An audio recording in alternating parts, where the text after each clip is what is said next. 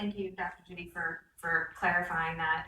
I know a lot of people in the community were concerned and panicked after reading some of the things in the news over the past week. And I just want to reiterate as well from a board member perspective that this is an issue we have had virtually no discussion on. I mean, we knew obviously that this was one of many options that we've been talking about. And so all these detailed questions about who and when and timeline, I mean, the process has barely even started. And from this board member's perspective, if we decide that we move forward with Eastlake, it would look, the process before we did that would look just like every other time in the past where we have opened a new school and we've had lots of public input about redistricting and who would be affected and when that would take place, and none of those things have even happened yet in terms of discussion.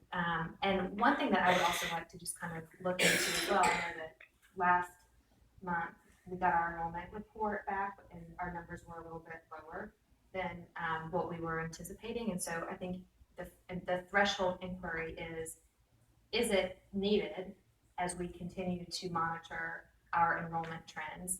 And if so, then what is the process going to look like for gathering input and making decisions that will be in the best interest of all the kids?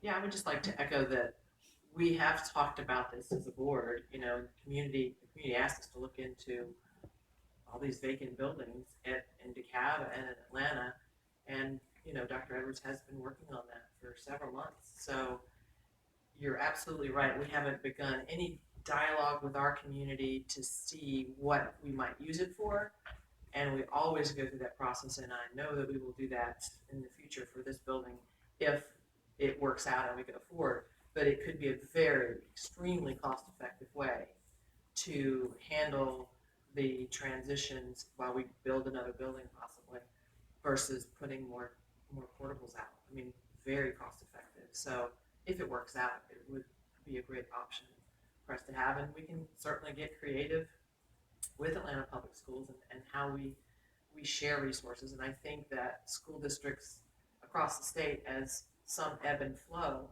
you know, Atlanta's getting smaller, DeKalb's getting smaller, we're getting bigger.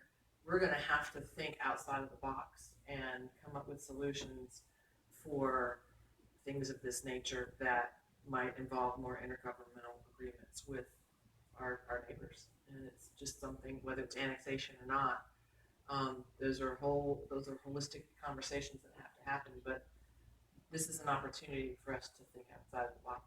And then, of course, we would get the community involved in this. But we are so early in this.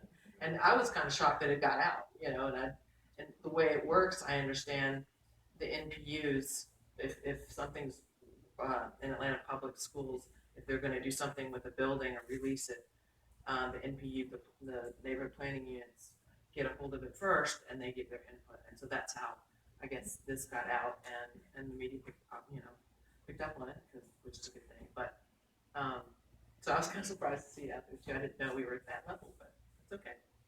Thank you for your explanation. Well, I'm excited to have an option on the table. We tasked Dr. Edwards with exploring all the options. We'll reiterate that this is an option which it may now be on the table, but we'll see where it goes. I want to catch the redistricting comment and say we're so early in the process, we haven't even determined whether or not this would be a solution. That if we went down that road, whether or not it would require redistricting or not. So, and with that, do you have any further comments, Dr. I don't. All right. Any other comments? If not, then we will move on to the next order of business.